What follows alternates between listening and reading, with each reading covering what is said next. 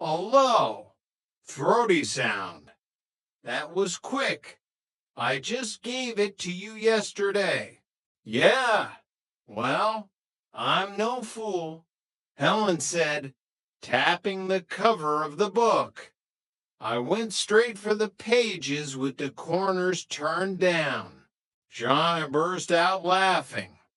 Well, I'm glad you enjoyed it. Oh, don't go yet, Helen pleaded, gesturing toward the armchair opposite her. Come on, sit down a minute.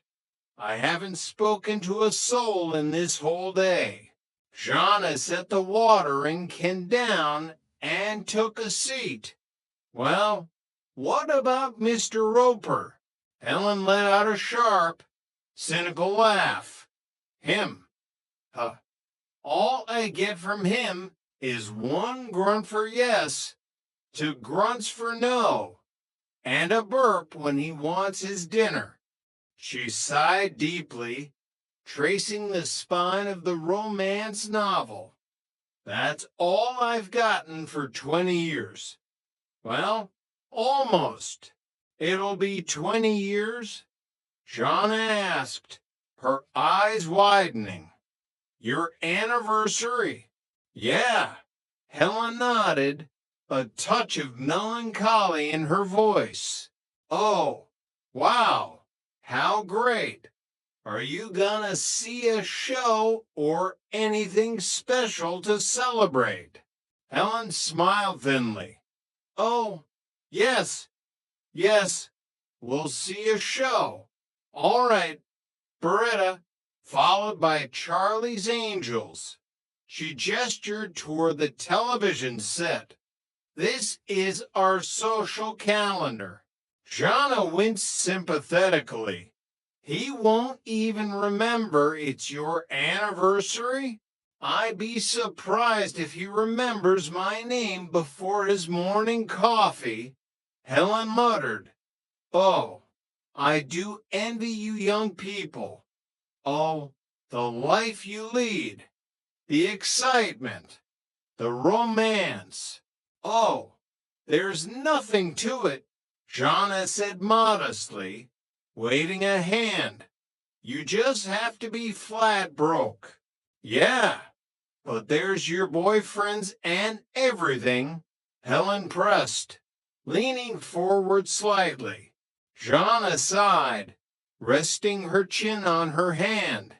Yeah, but they're only after one thing. Helen stared into the middle distance, a wistful look in her eyes. Oh, I do envy you young people. Meanwhile, Stanley Roper was marching down the sidewalk, returning from his doctor's appointment. His face was a thundercloud. He threw open the door to his apartment, startling both Helen and Johnny. Stupid doctor, Stanley grumbled, throwing his keys onto the credenza. That stupid doctor. Stanley, what happened? Helen asked, sitting up straighter.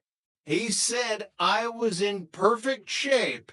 Stanley spat out the words as if they were a curse. Jana looked confused. Isn't that good? Not to Stanley. Helen explained dryly to Jana.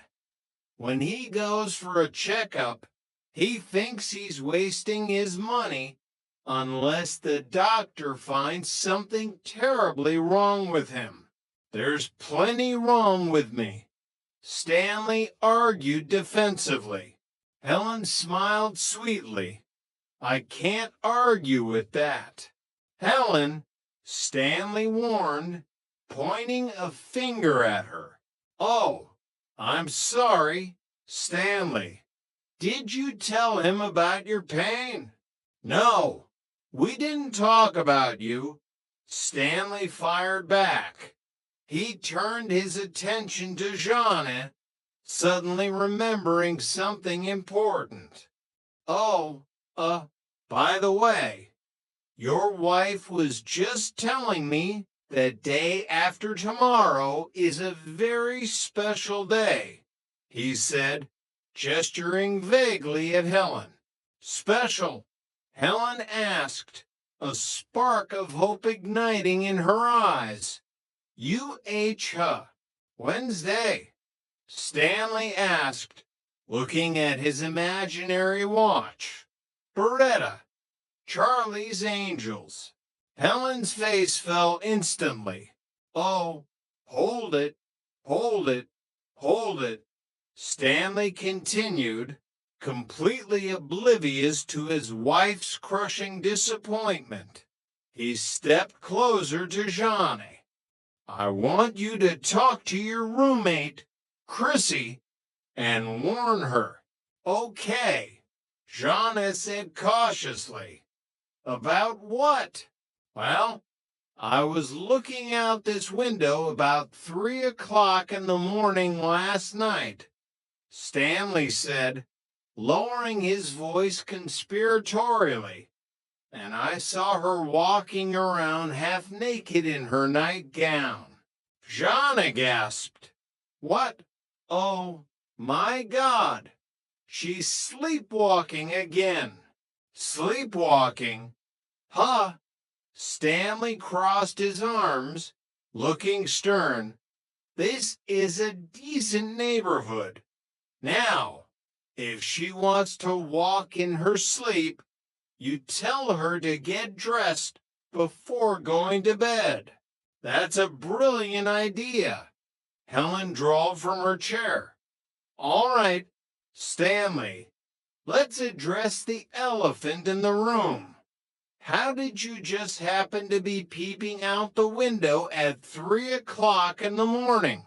Stanley bristled. Peeping. Me. I wasn't peeping. I wanted to see what the weather was like. Then why didn't you look out our bedroom window? Helen challenged. Stanley scoffed. And wake you up. You wouldn't want me to wake you up in the middle of the night, would you? Helen stared at him deadpan. Heavens, no. And break your perfect record? Chapter 7. Honest Larry's Bargain. Upstairs in apartment 201, Chrissy was sitting at the kitchen table, her head buried in her hands.